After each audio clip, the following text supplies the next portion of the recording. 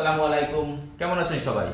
আজকে আমি আপনাদেরকে দেখাবো মিক্সড ফ্রুট তৈরি করা। আমি নিজে ঘরে তৈরি করি, অনেক আছে অনলাইন থেকে কিনে, কিন্তু আমি নিজে তৈরি করি।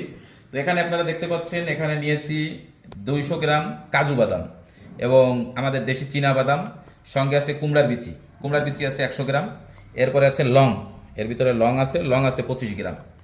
এগুলা একটু ব্লেন্ড করে নিচ্ছি। এরপরে আছে আজোয়া খেজুর, মরিয়াম খেজুর, তিন ফল, আখরোট, কাঠবাদাম, আলু বোখরা টক, তারপরে তিল, এরপর আছে আলু বোখরা মিষ্টি, এরপর আছে গোল্ডেন কিশমিশ বিচি ছাড়া। এরপরে শুধু এর সঙ্গে মিক্স করব কালো জিরা এবং খাঁটি মধু। এটা খাঁটি মধুর ভিতরে ভিজায় রাখবো, সারা বছর খাওয়া যাবে, সারা বছর। এবং এতে যে পরিমাণ এনার্জি পাবেন, তারপরে আপনার রোগ প্রতিরোধ ক্ষমতা বৃদ্ধি পাবে, অনেক উপকার আছে নানান। এর গুণাগুণের কোনো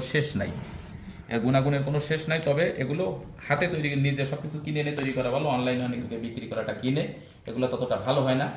তো এগুলো অনলাইনে না কিনে নিজে কিনে বানানো সব থেকে বেশি ভালো হবে। তো যাই হোক, কিভাবে বানানো হয় বা কি কি লাগে, অনেকে আরো অনেক প্রোডাক্ট দেয়। তো আমি যেটা যেটা প্রয়োজন গুরুত্বপূর্ণ সেইগুলো দিছি শুধু, দিয়ে তারপরে নিজেই আমি তৈরি করতেছি। এবং আমি মধু আনি সুন্দরবন থেকে, একেবারে খাঁটি মধু, এই মধুর ভিতরেই করব। যাই হোক, এটা ভিজায় রাখবো। তো কিভাবে বানানো হয় এটা আপনাদেরকে সরাসরি দেখালাম, আপনারাও বাসায় বসে তৈরি। আসসালামু আলাইকুম, কেমন আছেন সবাই?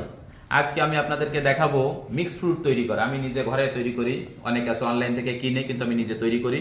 তো এখানে আপনারা দেখতে পাচ্ছেন, এখানে নিয়েছি 200 গ্রাম কাজু বাদাম এবং আমাদের দেশি চীনা বাদাম, সঙ্গে আছে কুমড়ার বিচি আছে 100 গ্রাম, এরপরে আছে লং, এর ভিতরে লং আছে 25 গ্রাম। এগুলা একটু ব্লেন্ড করে নিচ্ছি। এরপরে আছে আজোয়া খেজুর, মরিয়াম খেজুর, তিন ফল, আখরোট, কাঠবাদাম, আলু বোখরা টক, তারপরে তিল, এরপর আছে আলু বোখরা মিষ্টি, এরপর আছে গোল্ডেন কিশমিশ বিচি ছাড়া। এরপরে শুধু এর সঙ্গে মিক্স করব কালো জিরা এবং খাঁটি মধু। এটা খাঁটি মধুর ভিতরে ভিজায় রাখবো, সারা বছর খাওয়া যাবে, সারা বছর। এবং এতে যে পরিমাণ এনার্জি পাবেন, তারপরে আপনার রোগ প্রতিরোধ ক্ষমতা বৃদ্ধি পাবে, অনেক উপকার আছে নানান। এর গুণাগুণের কোনো শেষ নাই, তবে এগুলো হাতে তৈরি, নিজে সবকিছু কিনে এনে তৈরি করা ভালো। অনলাইনে অনেক বিক্রি করাটা কিনে, এগুলো ততটা ভালো হয় না। তো এগুলো অনলাইনে না কিনে নিজে কিনে বানানো সব থেকে বেশি ভালো হবে। তো যাই হোক, কিভাবে বানানো হয় বা কি কি লাগে, অনেকে আরো অনেক প্রোডাক্ট দেয়। তো আমি যেটা যেটা প্রয়োজন গুরুত্বপূর্ণ সেইগুলো দিছি শুধু, দিয়ে তারপরে নিজেই আমি তৈরি করতেছি। এবং আমি মধু আনি সুন্দরবন থেকে, একেবারে খাঁটি মধু, এই মধুর ভিতরেই করব। যাই হোক, এটা ভিজায় রাখবো। তো কিভাবে বানানো হয় এটা আপনাদেরকে সরাসরি দেখা।